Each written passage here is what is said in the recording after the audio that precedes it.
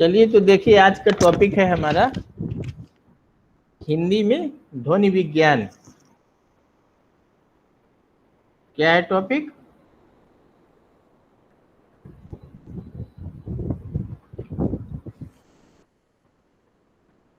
हिंदी में ध्वनि विज्ञान। आवाज आ रही है? Yes sir. जी सर। सभी विद्यार्थियों को क्लियर?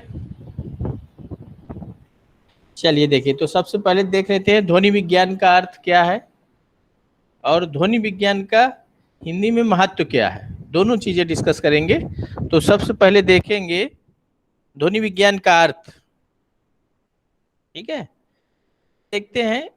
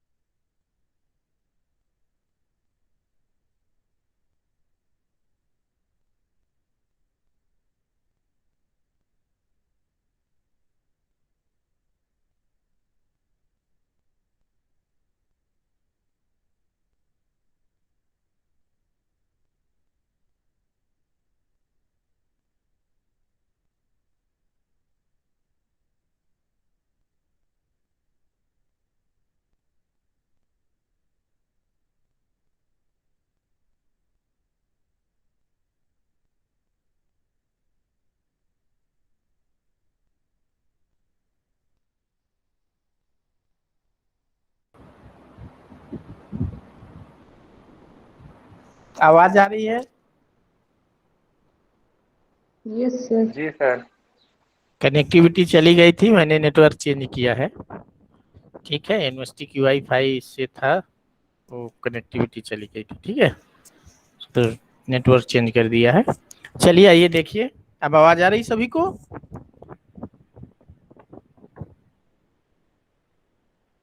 जी सर, आ रही है। चलिए देखिए, हम लोग बात कर रहे थे ध्वनि विज्ञान का अर्थ, जिसके अंतर्गत हम लोग बात कर रहे थे कि मानव की अभिव्यक्ति एवं विचार विनिमय का जो श्रेष्ठ साधन है वो क्या है? भाषा है। और भाषा का आधार क्या है? ध्वनि है। तो भाषा ध्वनि का सर्वांगीण अध्ययन ही ध्वनि विज्ञान है। ध्यान दीजिएगा, जो भाषा है ये मानव की अभिव्यक्ति एवं विचार विनिमय का एक श्रेष्ठ साधन है। और भाषा का आधार क्या है? ध्वनि है। और भाषा ध्वनि का सर्वांगीण अध्ययन ही आपका ध्वनि विज्ञान है। इसमें भारतीय व्याकरणाचार्यों ने अत्यंत सूक्ष्मता एवं सजीवता से मनुष्य के ध्वनि यंत्रों से निर्गत ध्वनियों एवं उनके उच्चारण स्थान का वैज्ञानिक विवेचन किया। इसमें स्वर एवं व्यंजनों की व्याख्या, उनका वैज्ञानिक वर्गीकरण तथा ध्वनि परिवर्तन आदि का अध्ययन होता है।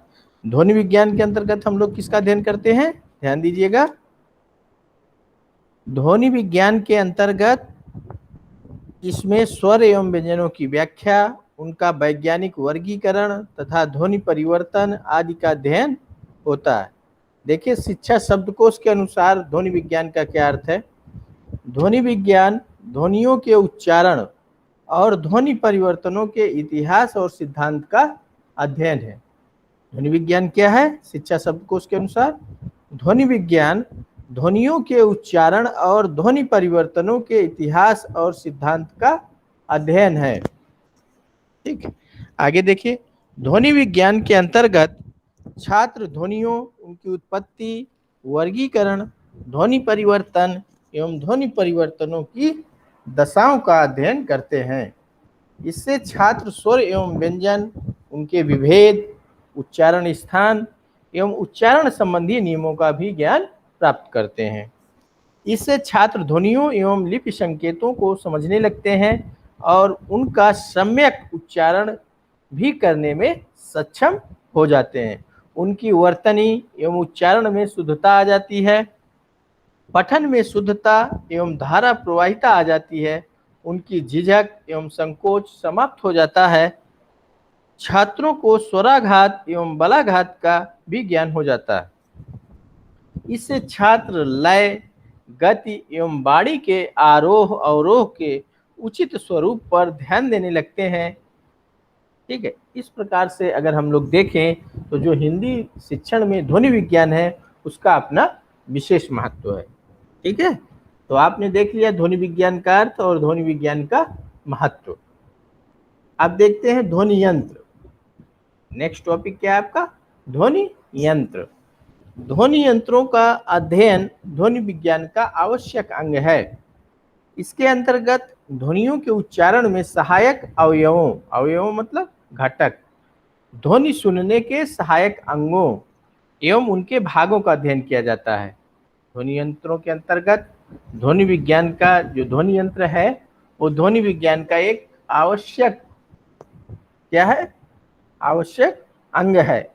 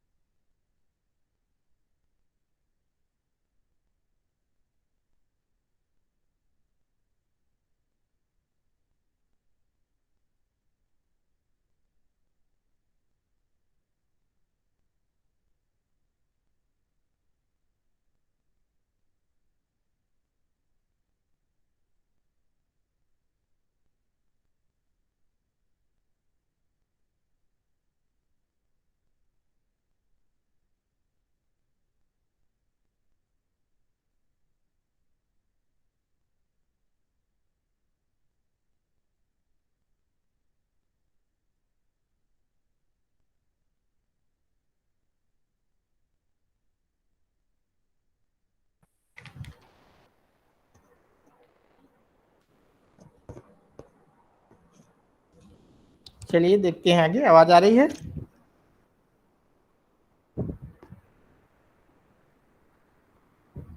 आवाज आ रही है सबको?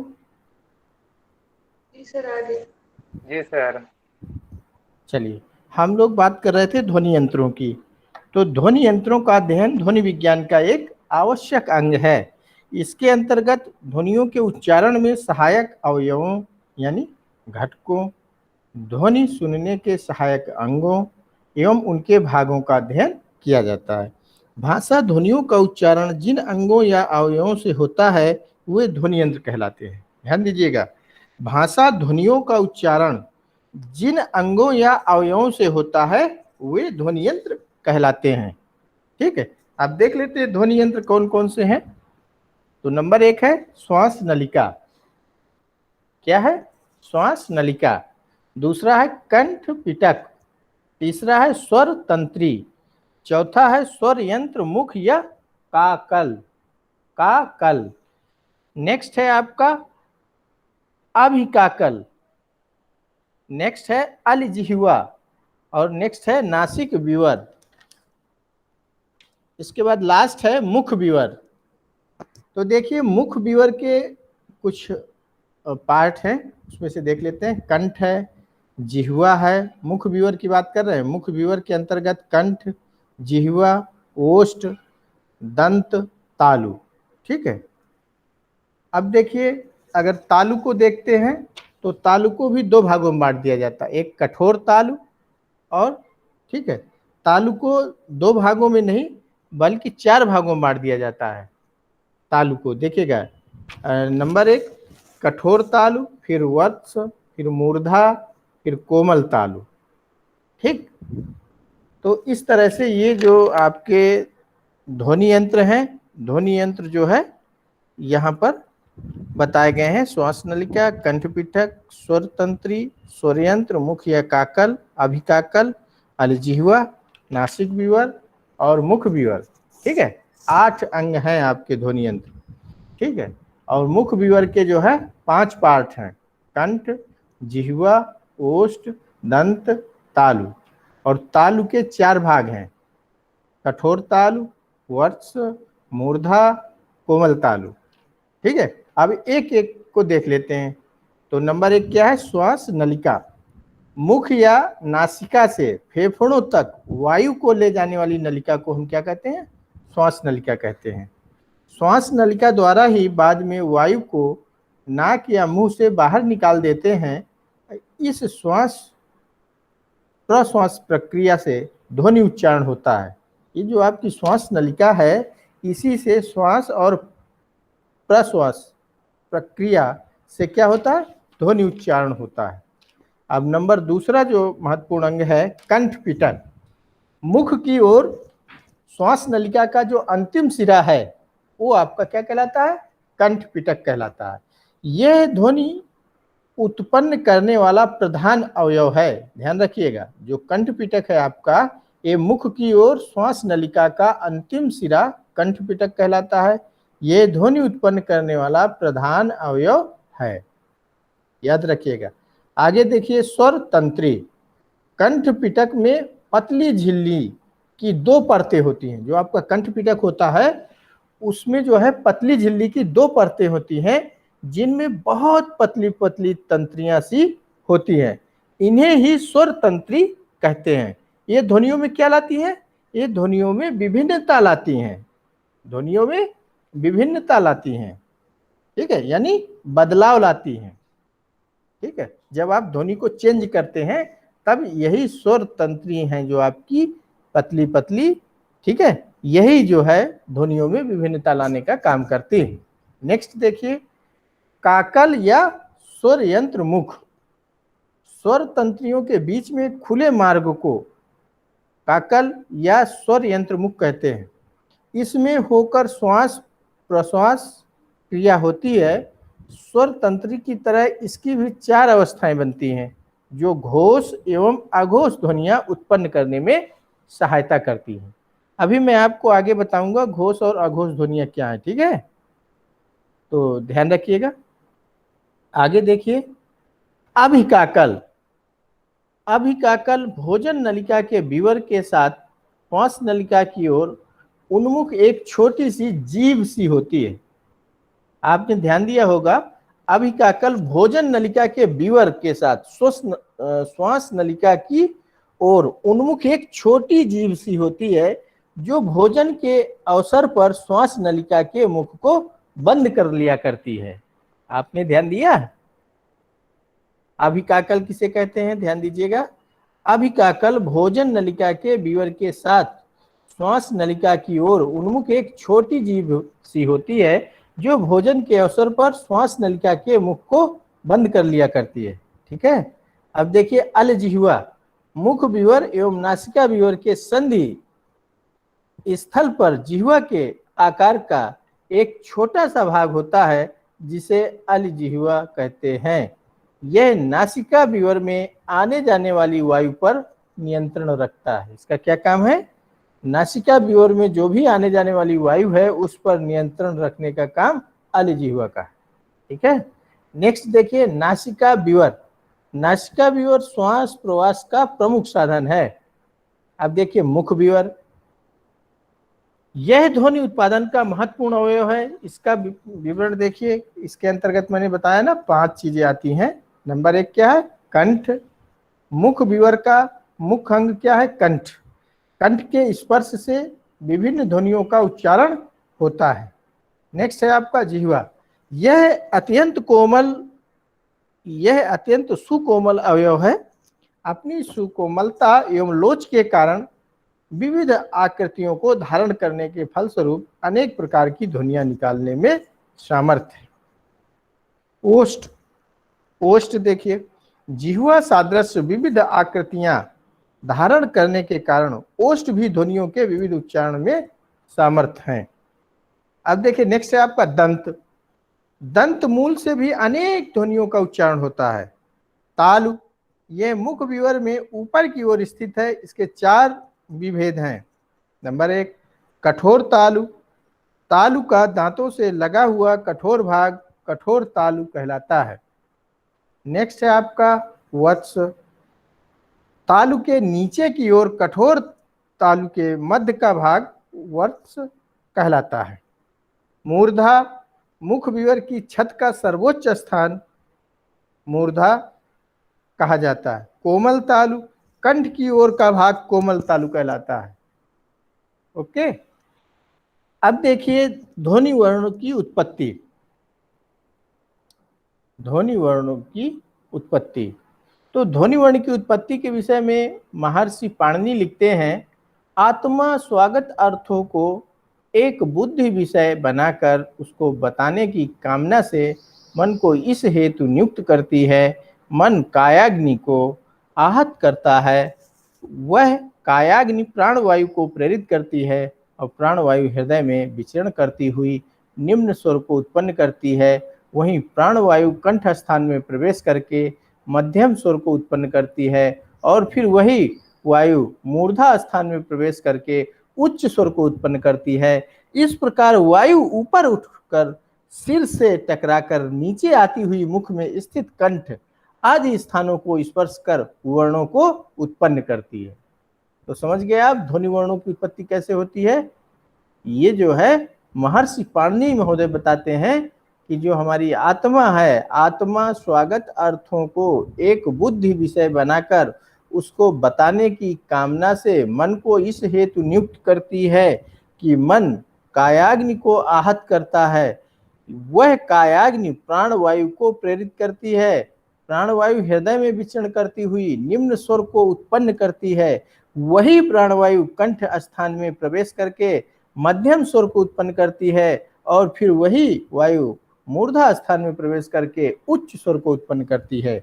इस प्रकार वायु ऊपर उठकर सिर से टकराकर नीचे आती हुई मुख में स्थित कंठ आदि स्थानों को स्पर्श कर वर्णों को उत्पन्न करती है।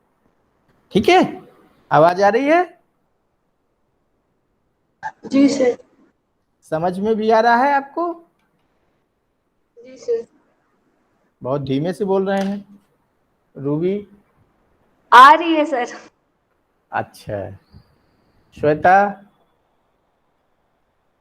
उद्धारक, जी करिश्मा, सर आ रही है। विकास, आकाश, आ रही है सर। आ रही है।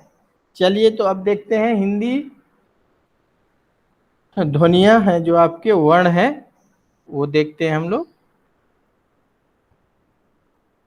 तो आप लोग बताइए कि हिंदी में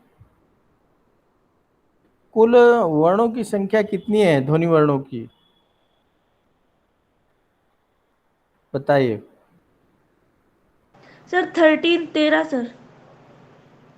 ध्वनि वर्णों की, व्यंजन ध्वनि वर्णों की बात कर रहे हैं। व्यंजन सर, हाँ, व्यंजन तो सर शायद 42 ऐसे कुछ है। स्वर एवं व्यंजन मिला 32 के बताइए, टोटल बताइए हमें सर वो ओवरऑल। सर 49 सही बता रहे हैं, बताइए। सर 52 होते हैं वैसे, जो कुछ जो हैं वैसे वो वर्णमाला में है नहीं उनको हम लेके। हम टोटल बता रहे हैं कितने होते हैं। 57 होते हैं। ठीक है, इसमें से हिंदी में आपके 12 स्वर एवं 45 व्यंजन, कितने हो गए? 45 व्यंजन और 12 है 57। 57 हो गए। जी सर। ठीक है, तो एक सेकंड आप लोग ध्यान दीजिएगा।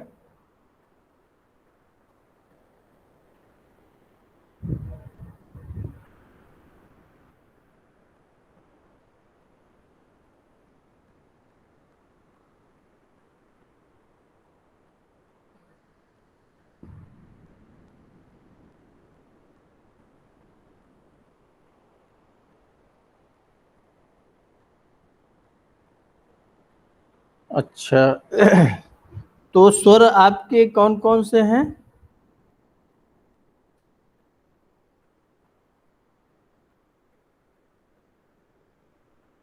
सर छोटा आ से हाँ, छोटा आ से आहा तक। Yes sir. अच्छा अच्छा, चलो हम लोग देख लेते हैं ध्वनियों का वर्गीकरण। तो जब हिंदी में ध्वनि समूह को प्रमुख दो वर्गों में जो विभाजित करते हैं, नंबर एक स्वर और दूसरा व्यंजन। स्वर में देखिए, स्वर वे वर्ण हैं जो स्वतंत्र रूप से बिना किसी वर्ण की सहायता से बोले जाते हैं। स्वर क्या होते हैं? स्वर वे वर्ण होते हैं जो स्वतंत्र रूप से बिना किसी वर्ण की सहायता से बोले जाते हैं, अधिक दूर से सुनाई देते हैं तथा उनके उच्चारण में मुख द्वार थोड़ा बहुत सदैव खुला रहता है। जब भी आप स्वरों का उच्चारण करेंगे तो जो आपका मुख द्वार है वो थोड़ा बहुत सदैव खुला रहता है और वायु का वही निसरण बिना किसी प्रकार के रुकावट के केवल जिह्वा की स्थिति के परिवर्तन के द्वारा होता है। यथा जैसे स्वर में देखिए, आ, बड़ा, छोटी, बड़ी, छोटाऊ, बड़ाऊ, ऋषि, ये, आए, ओ, आओ, अंग, आहा। ठीक। अब देखिए नोट, ये ऋषि स्वर का जो मूल उच्चारण अब नहीं होता है। ठीक है, हिंदी भाषी प्रदेशों में इसे री ध्वनि से बोला जाता है और वर्तमान में इसका प्रयोग केवल संस्कृत के तत्सम शब्दों के लिखने में होता है, जैसे ऋतु, ऋषि, कृपा, प्रकृति आदि, है ना। अंग और आहा ये आपके न्यासिक और कंठ व्यंजन ध्वनियां हैं जिनका प्रयोग स्वतंत्र रूप में नहीं होता है, अपितु स्वरों के साथ होता है। यथा यानी जैसे, अंक, अंत, प्रायः। ठीक है, चूंकि ऋषि, अंग और आहा की जो मात्राएं और व्यंजन है वो वर्णों में मिलती हैं, इसलिए इनकी गणना स्वरों में होती है, ध्यान रखिएगा। हिंदी में एक अन्य स्वर आ का प्रयोग अंग्रेजी के प्रभाव के कारण किया जाने लगा है। यह आ, ठीक है, जिसमें सिर्फ जो है चंद्रबिंदी वाला वो होता है। ठीक है, स्वतंत्र स्वर नहीं है। जैसे डॉक्टर लिखते हैं ना, तो डॉक्टर के ऊपर आप लगाते हैं प्रॉक्टर, ऑफिस, कॉपी। ठीक है, तो ये आपका क्या है, ये स्वतंत्र स्वर नहीं है आपका। ठीक है, अब औ और आ का प्रयोग विकल्प के रूप में होता है, जैसे यथा, ऑफिस, कॉपी, डॉक्टर आदि। ठीक है, और स्वरों का वर्गीकरण देखिए। स्वर प्रकृति के आधार पर अगर देखें तो प्रकृति के आधार पर स्वर दो प्रकार के होते हैं, मूल स्वर और संयुक्त स्वर। तो मूल स्वर वे वर्ण हैं जिनका उच्चारण एक श्वास में एक ही स्थान से होता है, यथा आ, बड़ा, छोटी, बड़ी, छोटाऊ, बड़ाऊ और ऋषि। ठीक है, संयुक्त स्वर, संयुक्त स्वर वे वर्ण हैं जिनके उच्चारण में प्रयत्न एक होता है किंतु स्थान दो होते हैं और संधि द्वारा निष्पन्न होते हैं, अतः इन्हें संधि स्वर भी कहते हैं, यथा ए, आए, ओ, आओ। ठीक है, अब देखिए अगर हम इन्हें देखें, स्पष्टीकरण इनका देखें। ठीक है, आए मतलब आ प्लस ई से आय बन रहा है। ठीक है, और आए ए प्लस आ प्लस ए से, और ओ आ प्लस ऊ से, और आओ आ प्लस आओ से। ठीक है, तो ये ध्यान रखिएगा, ये जो है इसमें स्थान दो होते हैं आपके। ठीक है, और संधि द्वारा निष्पन्न होते हैं, इन्हें संधि स्वर भी कहते हैं। ठीक है, ए, आए, ओ, आओ, ध्यान रखिए। मात्र एवं कालानुसार देख लेते हैं।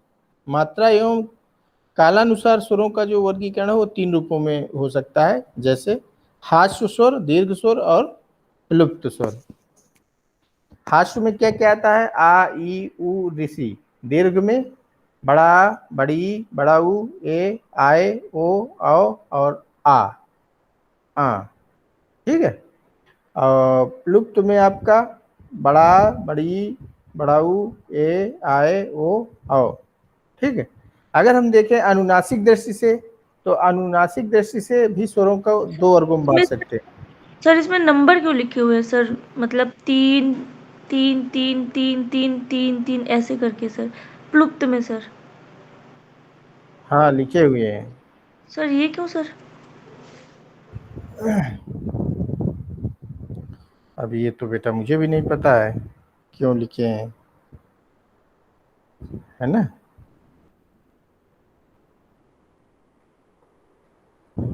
ठीक है श्वेता। जी सर। हाँ देखते हैं, जानकारी करते हैं क्यों लिखे हैं, इसका क्या औचित्य है ना। 3 बार बोलने से है कि क्या है, कैसे है। ठीक है, देखते हैं। आगे देखिए, अनुनासिक दृष्टि से, अनुनासिक दृष्टि से भी स्वरों को 2 वर्ग में बांट सकते हैं, सानुनासिक और निर्नुनासिक। सानुनासिक में जिन स्वरों के उच्चारण में नासिका की सहायता ली जाती है वे सानुनासिक स्वर कहलाते हैं। ठीक है, यथा जिसमें आपके, जिसमें आप क्या करते हैं, नासिका की सहायता से लेते हैं, जैसे अंगूर लिखते हैं ना, इस टाइप से। ठीक है, ऊंट। ठीक है, औरत, औरत पे नहीं आएगा। ठीक है, तो जहाँ जिसमें चंद्रबिंदी वाला आए, ठीक है, जैसे चांद, ठीक है, तो उसमें आपका जहाँ भी नासिका की सहायता ली जाती है वो सानुनासिक स्वर होते हैं। और निर्नुनासिक स्वर क्या होते हैं, जिन स्वरों के उच्चारण में नासिका की सहायता के बिना किए जाते हैं वो निर्नुनासिक स्वर कहलाते हैं, जैसे आ, बड़ा, छोटी, बड़ी, छोटाऊ, बड़ाऊ, ए, आए, ओ, आओ। ठीक है, अब देखिए जिह्वा के भाग के आधार पर कुछ स्वरों का उच्चारण करते समय जिह्वा का अग्रभाग ऊपर उठता है और कुछ स्वर उच्चारण के में मध्य भाग तथा कुछ के उच्चारण में पश्च भाग उठता है। इस आधार पर स्वरों का वर्गीकरण हो सकता है। जैसे अग्र स्वर में क्या है, ई, बड़ी, ए, आए। मध्य स्वर में आ, पश्च स्वर में आ, उ, आओ, अंग। ठीक है, इस टाइप से। उच्चारण स्थान के आधार पर अगर हम देखें तो उच्चारण स्थान के आधार पर स्वरों का वर्गीकरण देखिए हो सकता है कंठ के आधार पे, तालु के आधार पर, मूर्धा के आधार पर, ओष्ठ, कंठ तालु और कष्टोष्ठ। ठीक, कंठ से कौन कौन से अक्षर बोलते हैं, आ, बड़ा और आ। ठीक है, तालु से ई और बड़ी, मूर्धा से ऋषि, ओष्ठ से छोटाऊ और बड़ाऊ, कंठ तालु से ए, आए, और कंठोष्ठ से ओ और आओ। ठीक, ये आप देख लीजिएगा। ठीक है, इसी टाइप से जो है आपका जो है जिह्वा के अभ्यंतर प्रयत्नानुसार भी स्वरों का वर्गीकरण किया जाता है। ठीक है, इसमें विव्रत और अर्ध विव्रत और समृत और अर्ध समृत। ठीक, फिर व्यंजन का है। ठीक है, व्यंजन का संबंध।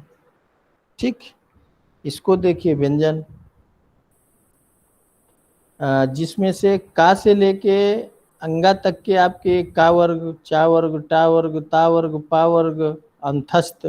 अंतस्थ व्यंजन आपके कौन से हैं, 11 लावा। ठीक है, ऊष्म व्यंजन कौन से हैं, जिसमें आपका सीटी वाला सा है, खटकोड़ वाला सा है और सरौता वाला सा है, और हाँ ये ऊष्म व्यंजन है आपके। ठीक है, और संयुक्त व्यंजन कौन से हैं, छा छत्री है इसमें, चा, ज्ञा और श्रा।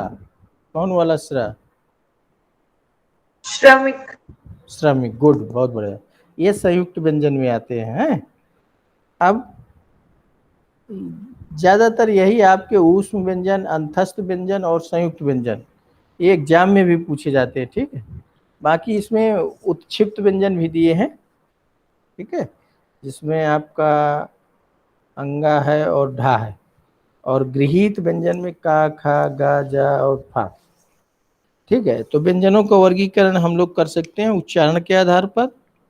ठीक है, तो उच्चारण के आधार पर देखें तो उच्चारण के आधार पर व्यंजन ध्वनियों को 3 भागों में बांटा जा सकता है उच्चारण के आधार पर। ठीक है, स्पर्श, अंतस्थ एवं ऊष्मा। ठीक, तो स्पर्श के आधार पर देख लीजिए, स्पर्श के आधार पर आपके कौन कौन से आते हैं, ये आपके का से लेके मा तक आ जाएंगे। ठीक है, और जो आपका आप ये समझिए पा वर्ग तक आपका आ जाएगा इसमें स्पर्श वाले में। फिर या रा ला वा ये आपके अंतस्थ में है। उसमें आपको बताई दिया है, सीटी वाला सा, खटकोट, सरौता हा। ठीक, ये सारी चीजें आ जाएंगी। ठीक है, अनुनासिक में आपका मुख तथा नासिक से उच्चारित ध्वनियां अनुनासिक होती हैं। ठीक, फिर स्थानानुसार है, फिर प्रयत्नानुसार है, बाह्य प्रयत्नानुसार है। बाह्य प्रयत्नानुसार ही आपकी घोष और आघोष और अल्प प्राण, महाप्राण, ये हैं डिवीजन। ठीक है, तो अभी बीच में आया था ना कि आपका जो है, ये आप थोड़ा सा याद कर लीजिएगा। इधर स्थानानुसार जो आपका उच्चारण स्थान के अनुसार व्यंजन ध्वनियों का उच्चारण वर्गीकरण किया गया है। कंठ से किनका किनका उच्चारण होता है, कई बार सी टेट या यूपी टेट में पूछा जाता है। ठीक है, तो हिंदी वाले पार्ट में तो याद कर लीजिएगा, कंठ से कौन कौन है, का, खा, गा, घा। ठीक है, अंगा और हा। ठीक है, ये कंठ से हैं। ठीक है, तालब वाले कौन से हैं, चा, छा, जा, झा, या और सा, सीटी वाला। ठीक है, मूर्धन्य में क्या है, ठीक, तो टा, ठा, डा, ढा, अड़ा। ठीक है, ये सब याद कर लीजिए। दंत वाले ता, था, धा। ठीक है, ओष्ठ, नासिक, दंतोष्ठ, ये सब याद कर लीजिएगा, ये आपके जो है एग्जाम में पूछे जाते हैं। अब यहाँ देखिए, हम लोग बात कर रहे थे, जो तीसरा है प्रयत्नानुसार। तो प्रयत्न के अनुसार जो व्यंजन ध्वनियों का उच्चारण है वो दो प्रकार से किया जाता है, बाह्य प्रयत्न और अभ्यंतर प्रयत्न। और इसी आधार पर व्यंजन ध्वनियों को दो प्रकार में बांटा गया है। एक तो बाह्य प्रयत्नानुसार, देखिए बाह्य प्रयत्नानुसार जो है उच्चारण के लिए जो जिह्वा के बाहरी व्यापार या कार्य को बाह्य प्रयत्न कहते हैं। इसके आधार पर जो व्यंजन ध्वनियों को जो है घोष, आघोष, अल्पप्राण और महाप्राण, चार भागों में बांटा गया है। ठीक है, घोष में क्या है, जिन ध्वनियों के उच्चारण में घोष उत्पन्न होता है वे घोष ध्वनियां हैं। वर्गों के प्रथम एवं द्वितीय वर्ग तथा स, ख, सा, ये सब क्या है, घोष ध्वनियां। आघोष, इनके उच्चारण में घोष नहीं होता है, वे आघोष ध्वनियां हैं। घोष के अतिरिक्त शेष ध्वनियां जो है आघोष ध्वनियां हैं। ठीक है, समझ गए ना। अल्प प्राण, जिनके उच्चारण में कम श्वास की आवश्यकता होती है वे अल्प प्राण ध्वनियां कहलाती हैं। ठीक है, वर्गों के प्रथम, तृतीय और पंचम वर्ण तथा अंतस्थ वर्ण जो है अल्प प्राण ध्वनियों के अंतर्गत आते हैं। ठीक है, तो ये ध्यान रखिएगा, ऊपर डिवीजन दिया हुआ है वर्गीकरण, उसको याद कर लीजिएगा एक बार। ठीक है, अब जो इसका दूसरा पार्ट है अभ्यंतर प्रयत्नानुसार। अभ्यंतर प्रयत्नानुसार अगर देखते हैं हम तो स्पर्श, स्पर्श, स्पर्श, संघर्षी, संघर्षी, अनुनासिक। ठीक है, इसको कई भागों में बांटा गया, 8 पार्ट में बांटा गया है। पार्श्विक, लुंठित, उत्क्षिप्त, अर्धस्वर। ठीक, तो ये डिवीजन आप पढ़ लीजिएगा, और कल हम लोग जो डिस्कस करेंगे ध्वनि परिवर्तन डिस्कस करेंगे, ध्वनि परिवर्तन। ठीक है, और ध्वनि परिवर्तन की दशाएं। चलिए, ठीक है, ये आप जो है ध्वनि विज्ञान आपका जो है थोड़ा टफ है, तो इसको आपको किसी के पास है क्या, ग्रेजुएशन में खरीदा है भोलानाथ तिवारी की किताब भाषा विज्ञान करके आती है, उसमें और अच्छे से दिया है, आप लोग देख सकते हैं। भाषा विज्ञान, भोलानाथ तिवारी लेखक है, तो देख लीजिएगा। ठीक है, अब बताइए, तो आपको याद करना पड़ेगा। ऐसे 3-4 क्वेश्चन आपको यूपी टेट और सी टेट में मिल जाएंगे। एक तो ये पूछा जाता है कहाँ से कौन सा वर्ण जो है उच्चारित होता है। कभी तालब्य वाले पूछ लिए जाते हैं, कभी अंतस्थ वाले पूछ लिए जाते हैं। ठीक है, कुछ भी पूछा जा सकता है, इसलिए याद कर लीजिएगा। चलिए, और किसी को कुछ पूछना है? उद्धारक?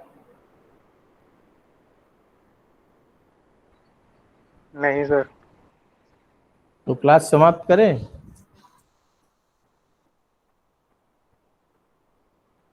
चलिए, फिर क्लास को यहीं पर ख़त्म करते हैं, बाकी शेष कल। Thank you sir. चलिए, जाइए आप लोग।